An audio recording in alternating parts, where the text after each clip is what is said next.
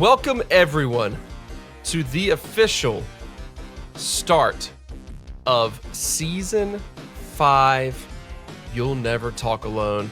I'm looking here at our recording software, and it looks like Will has his hand up. He has a question.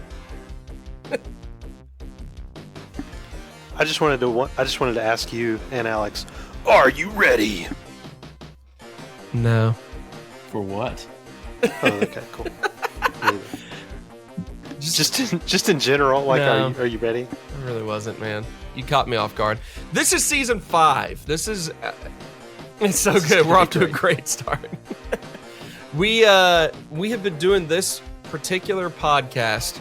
Alex and I, from the start, Will, you jumped in, 3 seasons ago? Is that right? 2 seasons ago? 2 seasons ago. Glory Hunter. Once we hit it big, Will jumped in. Go figure. Ring chasing over here. It's crazy to think about where the team was years ago when we started the podcast, the things that we've gotten excited about over the years, the things that have been massive disappointments over the years, and then to have a season like last season that was maybe like we could have hoped it could have been the absolute perfect dream season, like greatest season of all time, and win both the league and the Champions League. But I don't think you can't look back on last season and think there were really any flaws to it. We got to celebrate it together. That amazing Champions League 6 times, guys. 6 times. And now here we are to begin season 5 of our podcast.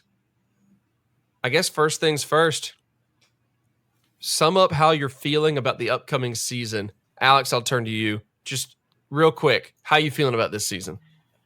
I am so excited that league play is back. There's been a void, and it's time for that void to be filled. Will, how are you feeling?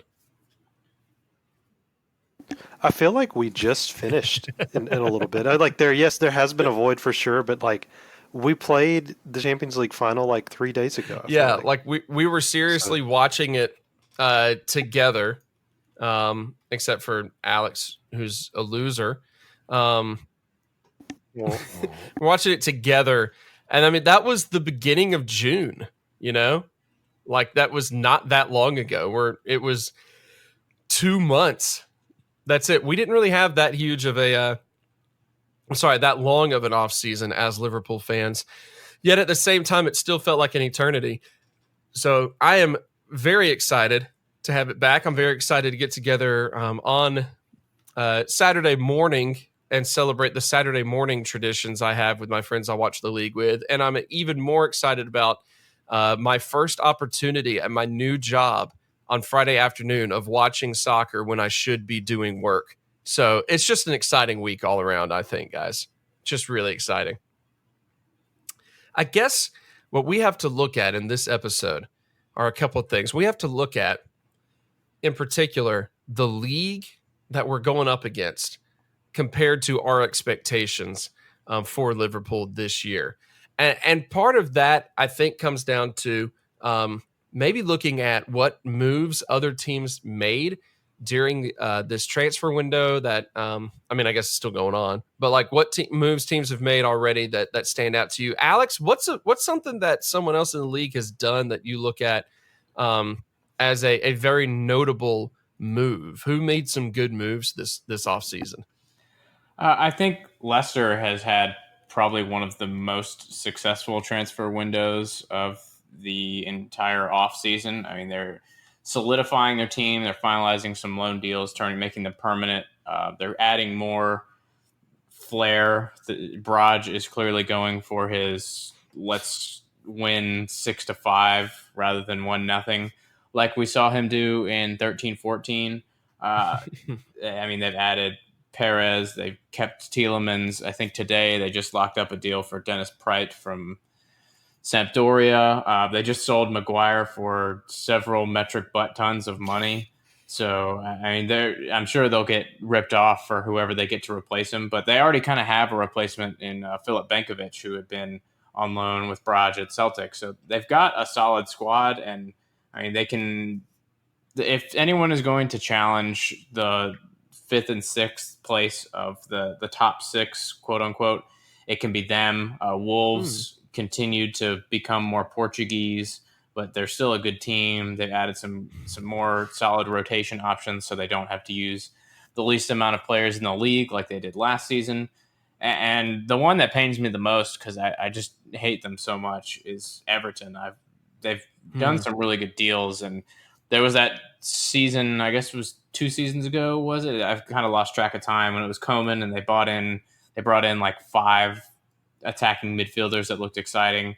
And there were a lot of people talking about that was one of the best windows, but I think their window this season has been a lot better. I mean, getting Moise Kean really makes me mad, because that's a fantastic signing, and he will score goals, and they have added a lot of support around him to get him the service, as well as replacing Gay, who went to PSG with, I don't know exactly how to say it, because a G and a B back to back, and it's not something we really see a lot. I think it's Lamin, but he is a fantastic holding mid who's been doing really well in the Bundesliga. So I hate that they've done so well in the transfer market. So yeah, I mean, it's going to be really interesting around that middle section of the table. Before we get any farther here, let's go ahead and address that whole Harry Maguire transfer. Will, what's your thought on the astronomical sum that Dudley Dursley just drew in that transfer? Well, apparently it was $1 million for every centimeter of his forehead. No, I honestly, like, they needed a good, solid defender. He's homegrown. He's, I don't hate the move. Money is just getting stupid at this point. Yeah.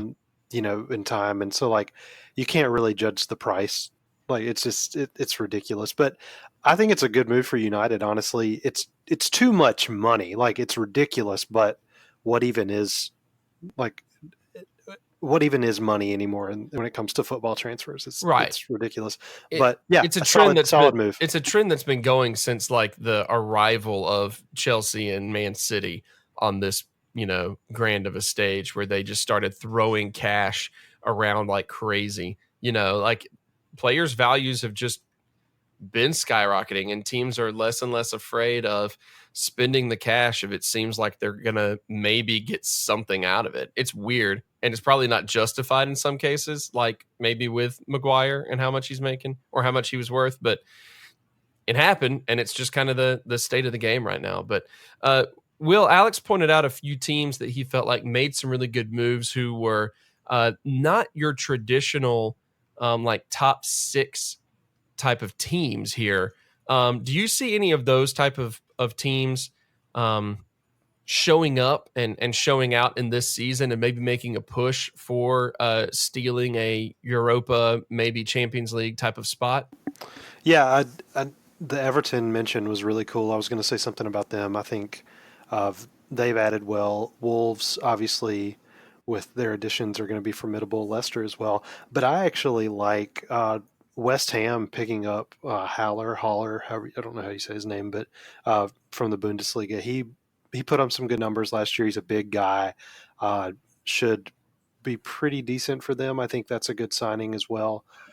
And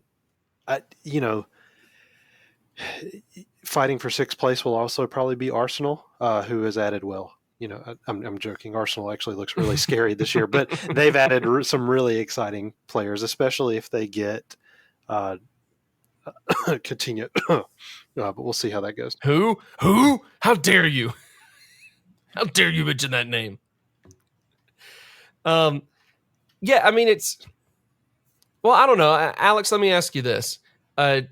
Because we were just talking about some of the maybe outliers, but we haven't really mentioned too much of the traditional powerhouses in the league, outside of Will just dropping a quick Arsenal mention. But Alex, what do you think the state of the league is right now when it comes to those traditional powers and the potential of championship contenders?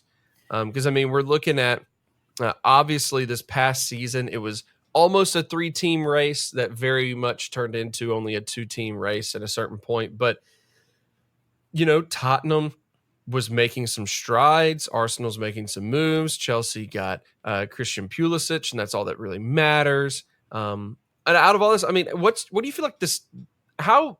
What's the state of the league right now in your eyes, Alex? I think a lot of it depends on what happens in these next 2 days, especially considering the players that Tottenham have been linked with today. And I think they've been linked just today with agreeing deals for Dybala, Coutinho, and Lo Celso finally.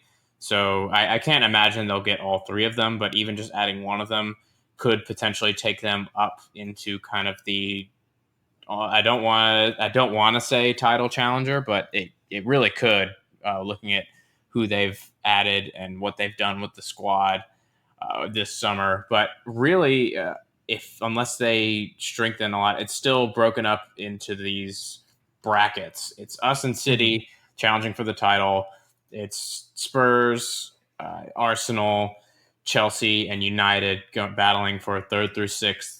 And some of those look stronger, some of those don't necessarily look stronger. And then there's the Wolves, Everton, and Leicester who will be challenging to break into that and compete for Europa League spots. So as much as things have changed with managerial appointments and signings and hilarious rejections by Argentinian playmakers for certain teams, I don't think it's really changed that much. The dynamic hasn't really changed as much as a lot of people would like to imagine.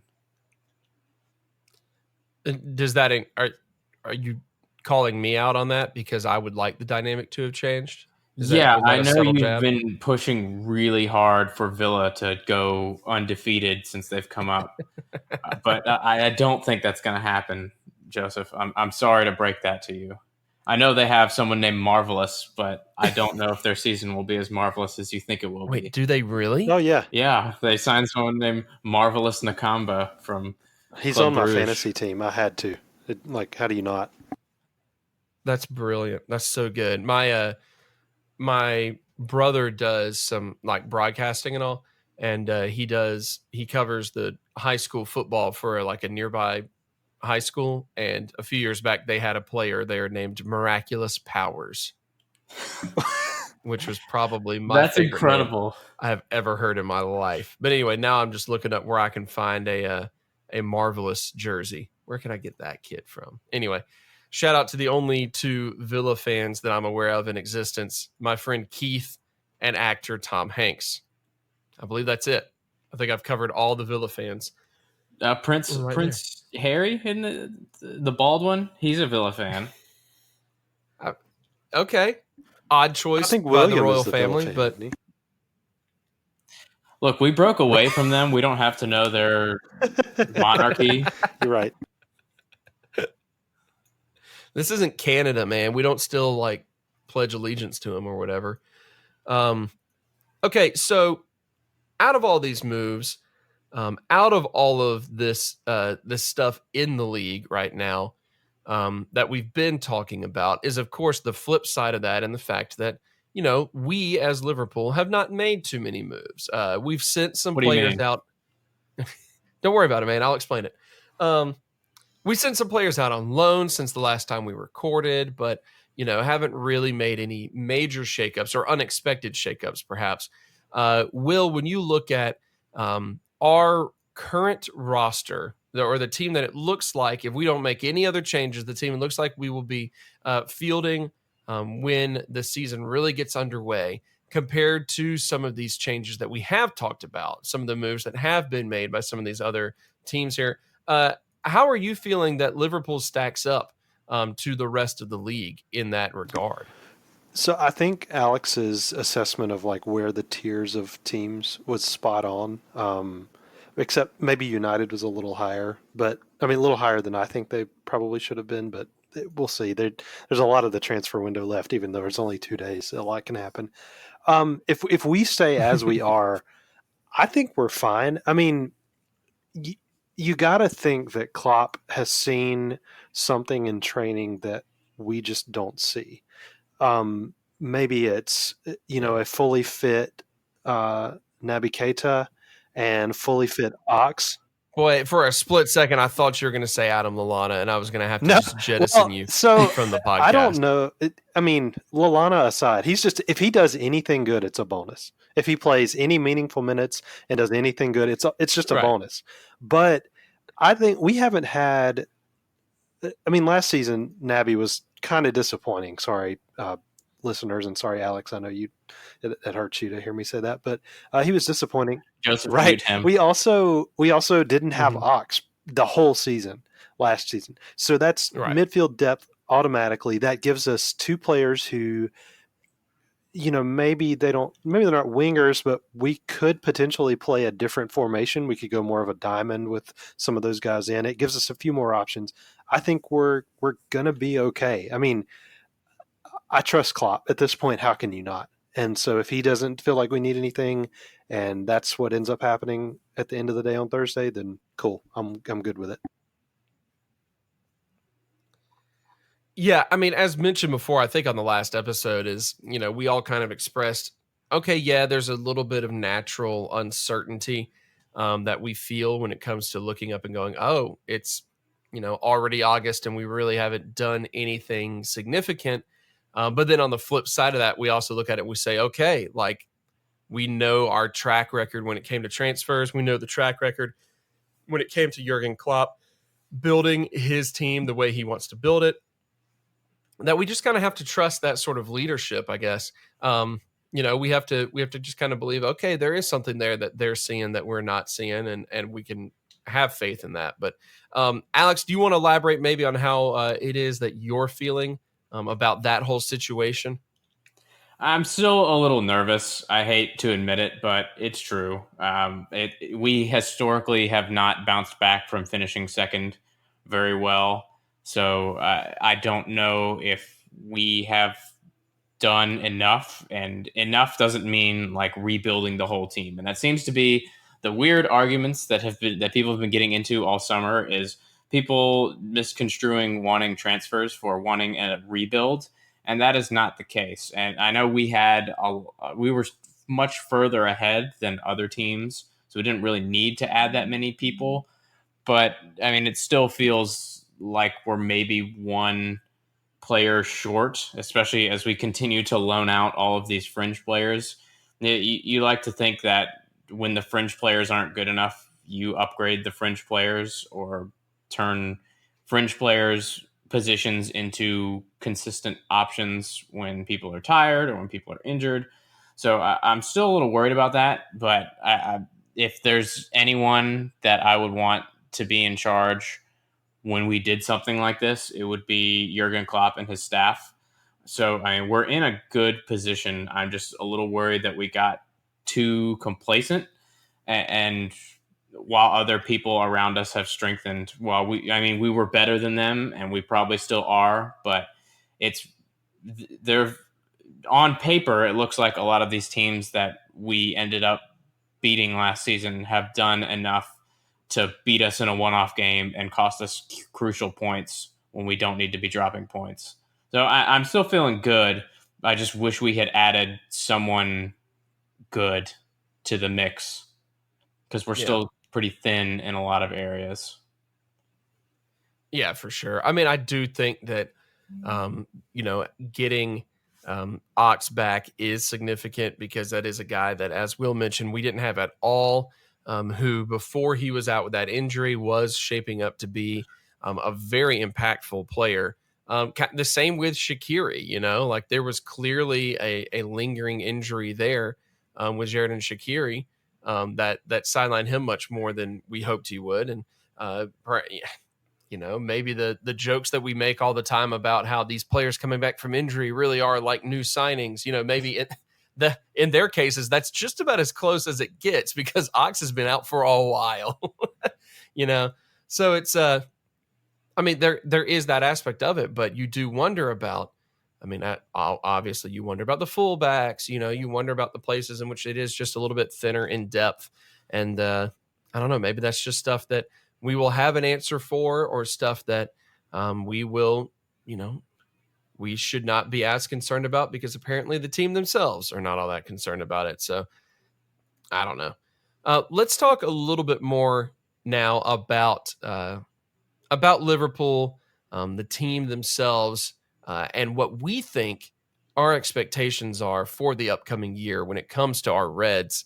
In particular, we're coming off that second place year. We're coming off of a lot of excitement, and a team that really was not fully gelling and in a chemistry standpoint until later on, despite how impressive they were, like at Christmas, all that sort of stuff. We really got to see Liverpool as the Liverpool that we had been waiting for as the year went on. We're right now. Will, if you had to kind of make a prediction, I guess maybe about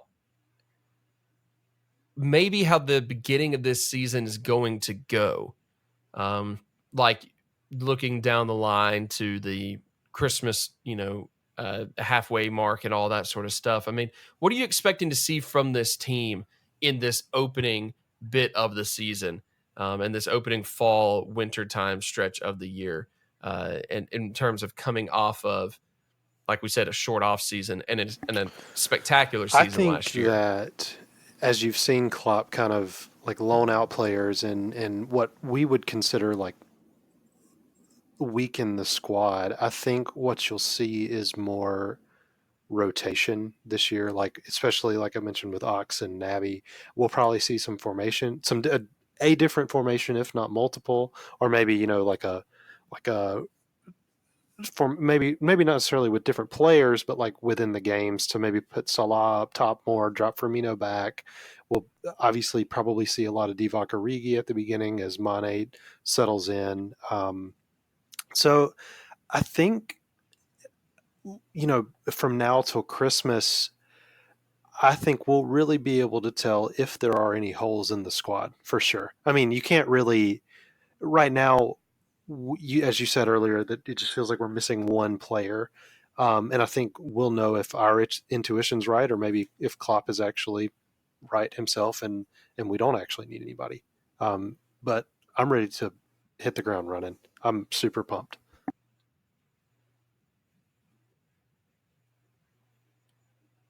All right. What say something right now to get me on the same level as you when it comes to being imagine pumped. Go. Mo Salah running at Norwich defenders. That's I've got a mega boner just thinking about Friday.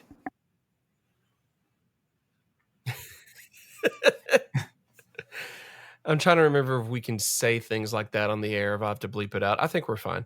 I actually imagine you said just imagine Mo Salah running, and before you even finish like at defenders, I pictured him just with his trademark grin on his face, just sprinting aimlessly, like it was making him the happiest person in the world just to be running. And that was enough of a mental image for me, I think. That was it. That's all I needed to hear. Alex, how about you? This beginning of the season, what are you hoping to see out of the team to start the year off in terms of, I don't know, what are you just hoping to see in obviously we want to see a lot of wins, but specifically, what are you hoping to see out of this squad? I'm hoping to see the ruthlessness that is needed to win a league title, because that was missing in those matches that obviously ended up costing us the league last season in January and December. And I don't think it will be a problem early on in the season, but it can take a little bit to get that sharpness and that match fitness back at the beginning of the season. But there's City to worry about. And I know they have West Ham first, and Will highlighted them as a team that had a really good window, and they absolutely have, and it should be an interesting test for them. But we pretty much have to win all of the games, and I know that's not realistic, but win as many as possible. And Norwich is a match we should be winning. We should be welcoming them to the league by beating the hell out of them. We should be making Daniel Farke wish he was back in Germany. I just want to see us be ruthless and have a little bit of luck, because we had to relive all of the narrative points from the City match last year in the Community Shield this year, with the ball not going all the way over the line and the goal line clearance. And it's just like, enough is enough. Let us have something domestically, please, because we've won the European Cup and we need that same kind of fortune going our way in the league. So yeah, I just want to see stuff bounce our way and have all those shots that hit the post from Salah against City go in against Norwich and start with just a drubbing. That would be incredible to win like 4-0 first weekend like we did last year, and hopefully hit 2 people in the nuts in the same run of play again, because that was amazing. I'd forgotten about that until just now. Oh man, that's pure gold. That is pure gold. But yeah, and like, we have Arsenal third match of the season. That's probably the best time to be playing them, considering their window, because they potentially will not all have gelled, will not have integrated all of the attacking signings they have. So it will be good to get them while they're still acclimating. Because, I mean, they played City and Chelsea last year when they were doing that, and they probably could have beaten both of those teams later on in the season when they were in their undefeated run in a one-off match. So I'm excited about the start of the season. We have so many good players, maybe so many good players minus one, to be extremely happy, but I don't want to sound like I'm disappointed or anything. I'm just ready for us to start banging in the goals. I'm just ready to have something to watch again. Wake up on Saturday mornings, just be able to turn on the Premier League and just enjoy my morning again. You know, I feel like it's been empty the past couple of months with nothing really to watch. All right, we had, I mean, just an unbelievable. I mean, this last season, just look at what the individual accomplishments. I mean, you had the shared Golden Boot, right? You had the Golden Glove. You had the Player of the Season in the Premier League, all residing in Liverpool. You saw the impact of players like Virgil van Dijk and Alisson together in their, Virgil's first full season and Alisson's first season with the club. You got to see all of that. Let's talk about some individual performers that were. Why did I struggle so much with the word individual right there? That was difficult. Individual performers here. Will, who do you think is going to be our most important player? Not necessarily. I just listed all the league wide awards, not necessarily league wide, for Liverpool specifically. Who I said this last year, and most important I player wasn't this season? Completely right, but I was pretty close, so I'm going to say it again. I think Fabinho is probably going to be the most important player to this team. I don't know that we will see if our defense plays as good this season as it did last season. I'll be shocked. You're going to eventually see somebody dribble past Virgil van Dijk. Sorry, I said it. I know I sound like Zach when I say something pessimistic. I'm sorry, but it's going to happen.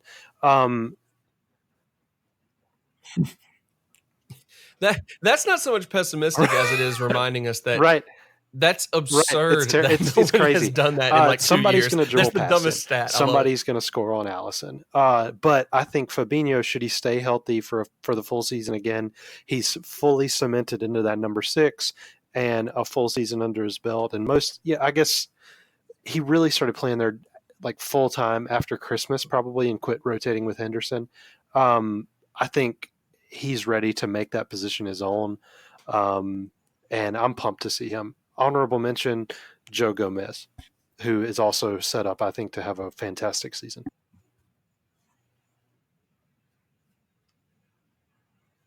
Ooh, I like it. Yeah, that's a guy we didn't actually mention. He didn't miss as much time as the other people, but we kind of forget how Fabinho had that kind of lingering illness and recovery from illness to get back into playing shape that took him a little while longer than we expected.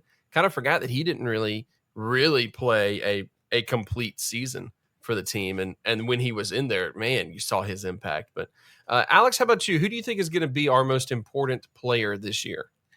I think it comes down to 2 people for this this award, this pre-award for most important players in the team.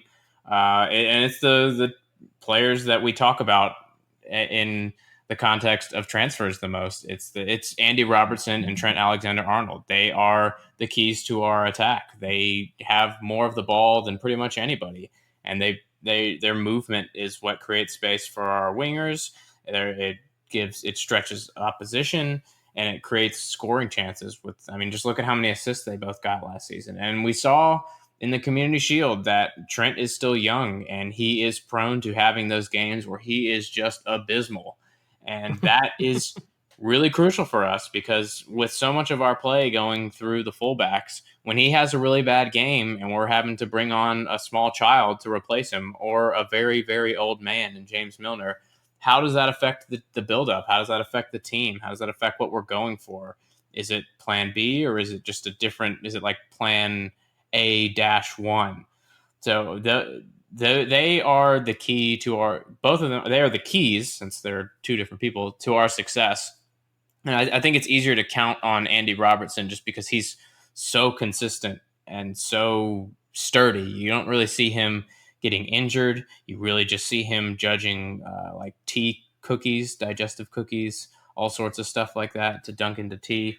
That's really the only thing he does outside of be an amazing left back. So I'm more sold on him being a consistent 8 out of 10, and the right back will be interesting, because Trent is really good when he's really good. When he's really bad, he is awful. Like he got yanked way too late in the Community Shield, as sad as it is to say, because when we shifted Gomez out there, we played a lot better. That wasn't the only reason, but it was one of the reasons. But we've seen that when things don't go our way, it can sometimes take a little something special to break out of that. And when our fullbacks aren't playing well, it throws off everything we try to do. Yeah, we've said it a million times, I think, on the podcast by now. The fact that our fullbacks are, the heart and soul of our attack at this point. Man, I can't wait. As much credit as we give them, I don't think we give Andy and Trent enough credit for how entertaining they can be just to watch. Like we credit them in all like the statistical and like the gameplay matters, but just to actually watch some of the stuff they do, like when Andy just gets into that whole madman, I'm going to sprint up and down the pitch over and over again. He looks like when you let your dog outside for the first time in a while and the dog just has to like run in circles around the entirety of the yard. Like Andy looks like that sometimes. Like, I just got to go. I just got to run. And it's just hilarious to me when he does it. Okay, so along with most important players, as we mentioned, we had a couple of guys who were leading the league in goals scored. Safe to say this is a team that's still built to put in a lot of goals, especially between those top three players of Sané, Salah, and Bobby Firmino. I just said Sané by accident because I combined Mane and Salah in my head. Mane, or you just leaked a transfer. We're signing Sané. Rumors confirmed. Mane, Salah. Salif Sané. Right, exactly. That was it. Yep. Sané, Malah, and Fabi Bernino up top. Anyway, out of those guys, we obviously a lot of goals everywhere. Mane and Salah bringing in some silverware for themselves out of it. Will, who do you think is going to be our leading? Let's make an actual prediction. Who do you think is going to be our leading goal scorer for this season? Divock. I'm just kidding. It's going to be Mo again. Like, no question, Mo? Unless he gets hurt, it's Mo. You saw in the Community Shield, he's freaking ready to go. Like, he's incredibly fit. He kept fit all summer. He's not a one-season wonder, obviously. Right. And he can do it again. There's not really – the league has improved, but he is going to be easily our top scorer. I think actually by a fair margin. I don't think you'll see a shared golden boot or anything with him this season. All right. Alex, your thoughts? Harvey Elliott. No, I think it's going to be Mo as well, especially because Mo is on penalties and VAR is in the league this year, and we will be getting a lot more penalties than we have in a very long time. So he's going Hey, to. don't say that. Don't say that. You know it won't happen as soon as you say it. I just knocked on wood, so I Okay, undid any juju that I had cast upon our team.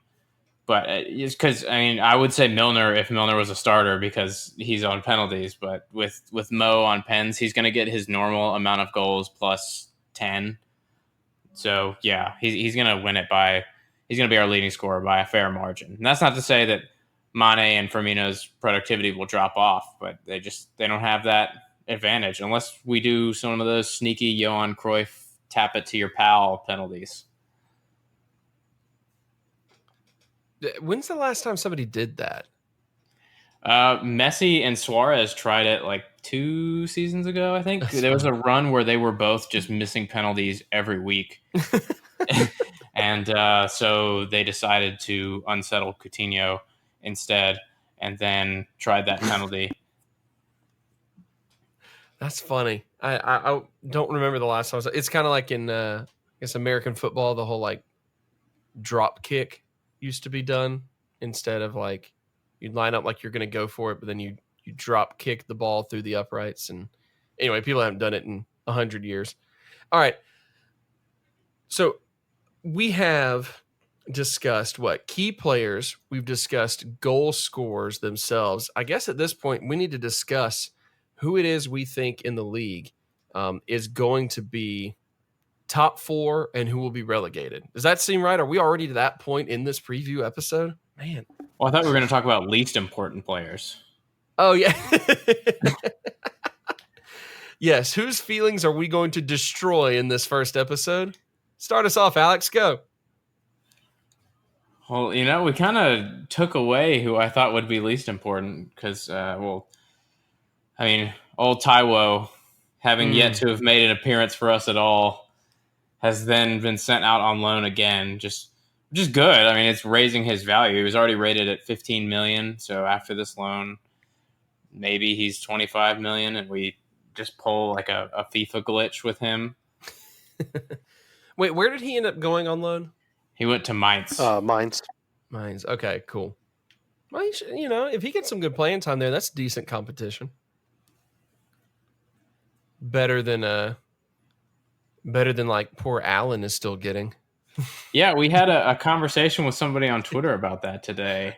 I think it was sparked by the Taiwo announcement. It was just like, where is Allen? He's been to Finland, Germany, the Netherlands, Cyprus, and now Brazil. Like, I think he's just running a travel blog. He's not really a player anymore.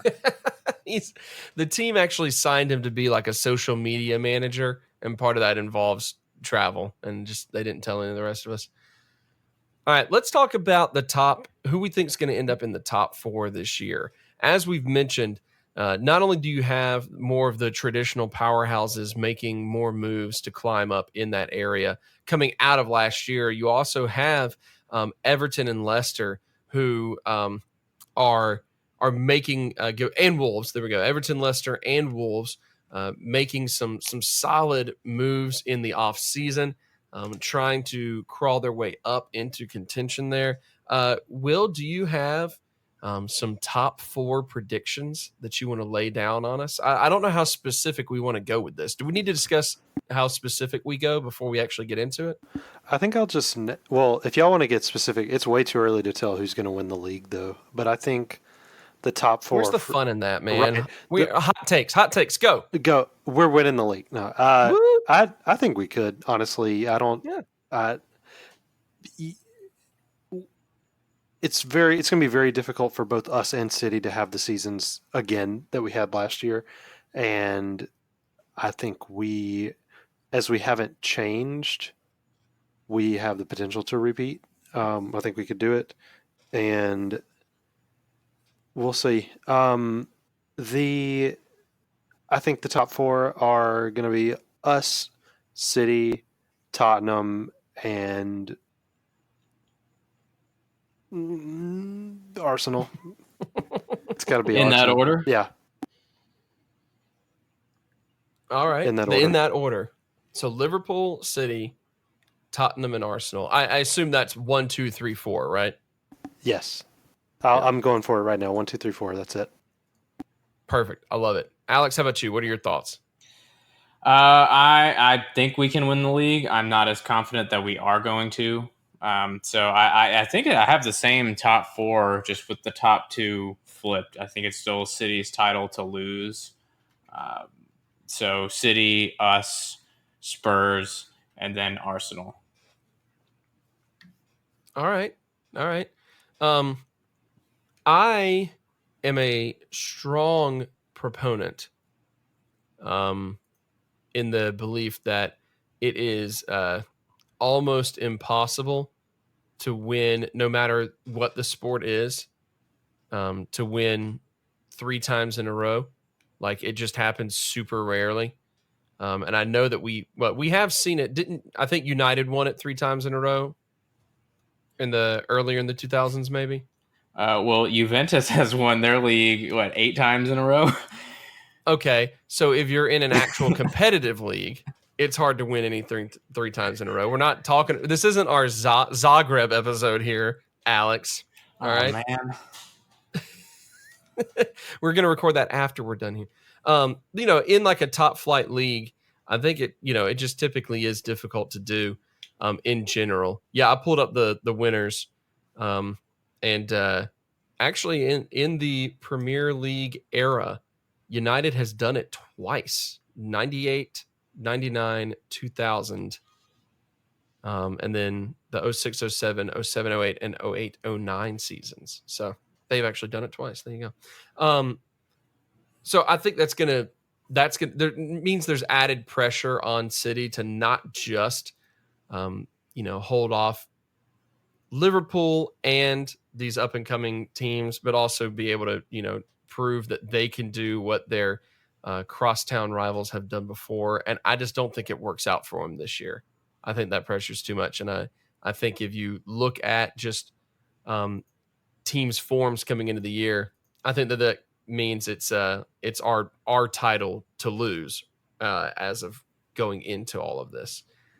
So all that being said, I want to find a way to talk, Chelsea into the top 4 somehow, but I know there's just no way that I can, just to be different than you guys, but I really don't think I can pick differently than you guys have either.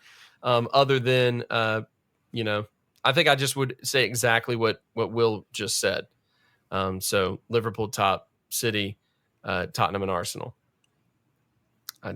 I can't see a way to really talk myself out of changing that up at all, which means, of course, that none of those teams are going to make it. Right. Yeah. But I mean, what's the point of having a fan podcast if you can't pick your team to win? We have to.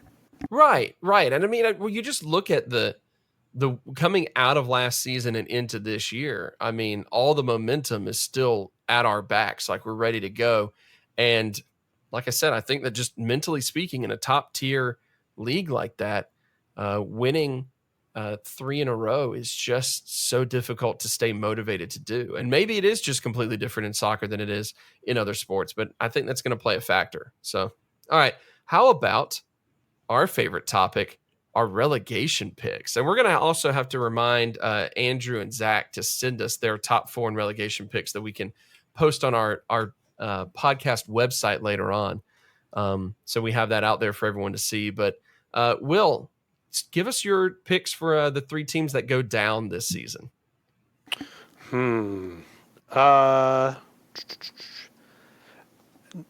As much as I hate to say it, Sheffield is going to probably go pretty early. I'm going to say Southampton and Burnley. All right. So Sheffield, Southampton, and Burnley, you said. Cool. Alex, how about you? Yeah, and I'll go ahead and say what I think Andrews are going to be. He's just going to pick West Ham 3 times. Right. He hates them. Yeah, I felt Will, when you praised West Ham earlier, I wanted to be like, oh, we're gonna have to edit this for Andrew's sake. He's not gonna like hearing that. Well, yeah, whatever. That's fine. We all hate somebody. Right. Yeah, I agree with that Sheffield pick. I just don't think they were exciting to watch last season, but I just don't think they got it a strong enough team to stay up. I also agree Burnley are going to be in a little bit of trouble. They survived, but not very convincingly last season. And depending on if Will's favorite boy toy, Wilfred Zaha, moves, I think Crystal Palace could be in a world of trouble because Yeah, they that's would fair. probably not replace him with someone of similar quality or Yeah. penalty output. So I think they could be in real trouble. So I'm going to say them.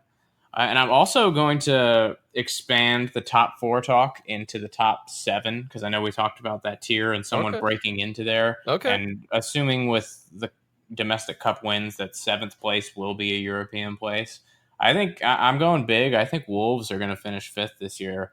Wolves, then Chelsea, and then Leicester. I'm saying United struggle because I think they'll persist with Ole Gunnar Solskjaer for too long and have a lot of just really bad vibes around the club for a while.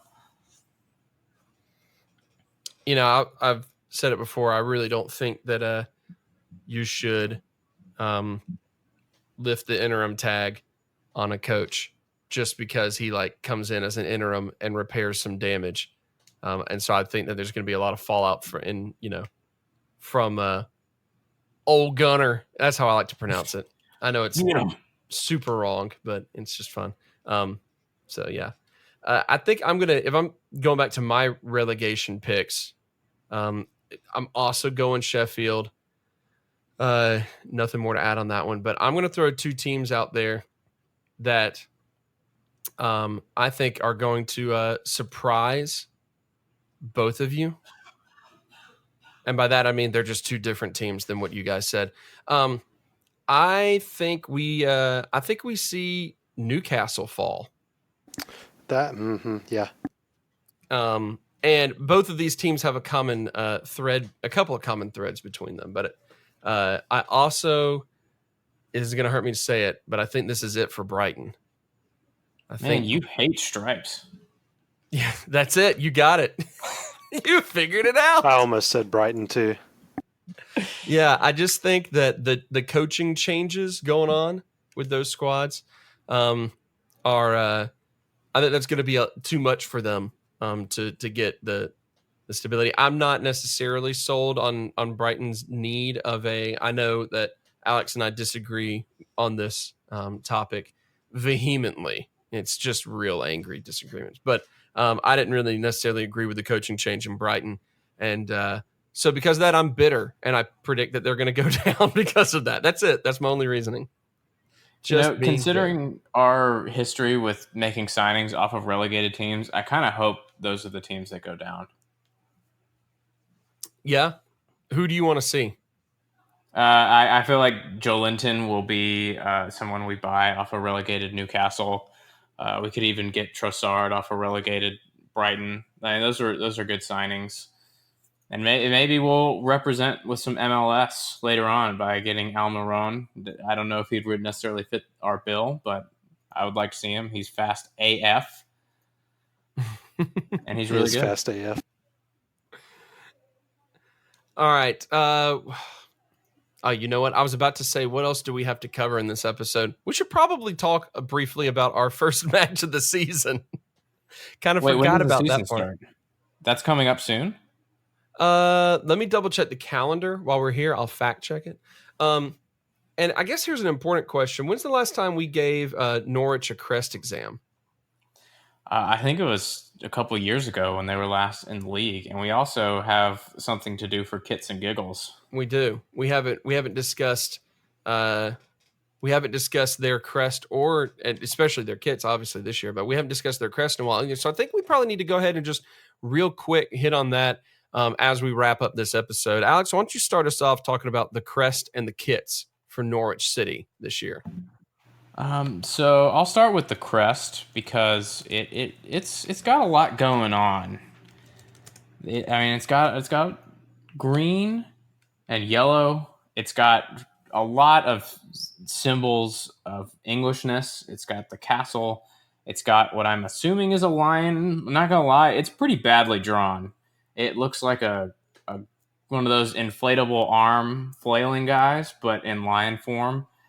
And then it's got a bird on a ball. And I think I sent this question out that I found. Someone asked on Twitter: is it a giant bird on a normal size ball, or is it a normal size bird on a tiny ball?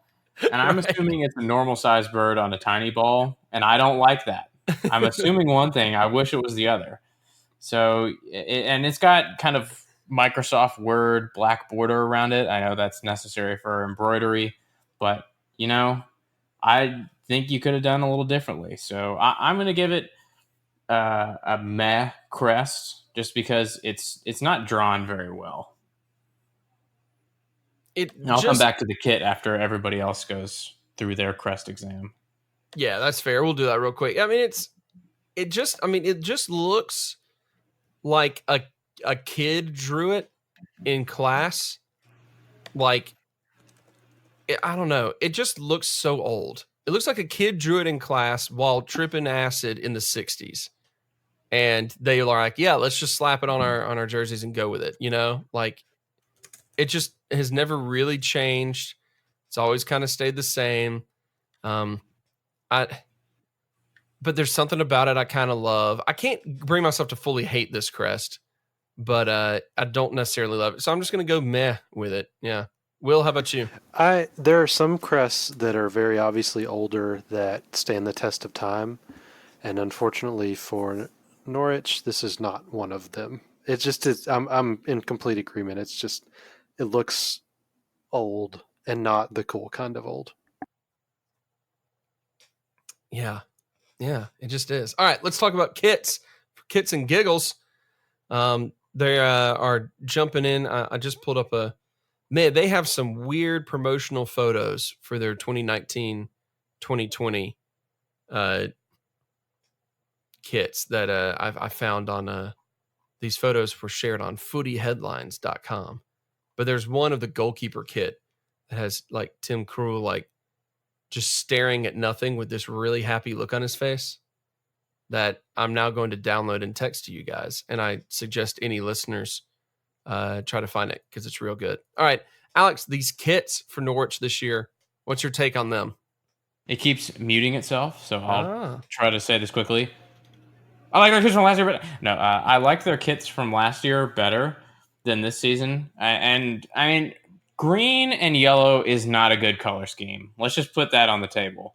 It's gross. No. And what is worse than that? Red and yellow. And wouldn't you know it, that's the color of their away kit. So I do not like the pattern. I don't like the colors together. I just don't like it. The third kit is just a black polo that I think they got from Target. And their goalkeeper kit, I don't even know. I think it's a training bib that they put sleeves on and put a keeper in. So I'm going to say it's a bark kit because they're all just bad. And Dafabet's logo does not help. No, it doesn't. Just a little D with a circle around it. Yeah. Will, your thoughts? I really hate the transition kits that go from one color to the other. Tottenham's last year and United's United's was at least cool because red and black is like a cool combination or whatever, but it's just so bad. And like, it reminds me, the worst, now we're not talking about City, but City's third kit, that tangerine abomination. The Frutista kit yeah, that Barcelona had a couple years ago. That's what this reminds me of. It's terrible. Yes, it's just not, please stop. Whoever you are that's making these kits, just stop. It's Alex, last year's kit for them was the one that looked like had like the sprinkles on the shoulders, right? Yeah, I thought I know there's been a lot of talk about the nostalgia that has gone into a lot of the kits lately, and I thought those were kind of a good homage to their older kits without looking too tacky. I like it. There's something really cool, kind of like early 90s of that design. Exactly. And I like that. Will, you took my words. I hate transition kits. like that. I just think it's just a bad design. I think it's kind of lazy. And yeah, there's nothing for me to like in this. It is, you guys ready for this? It's a kit. Whoa. Yeah. He went there. I did it. All right. The match itself. Alex, tell us what you think we'll see and give us a scoreline prediction, sir. So they were by far the most fun team to watch in the championship last season. So I'm expecting this to not be a walk in the park because they're a solid team. They have some really threatening attackers. I think that YNTA and Pookie will make the adjustment to the top flight a little better than Hernandez, but it's not to say Hernandez will be a terrible player.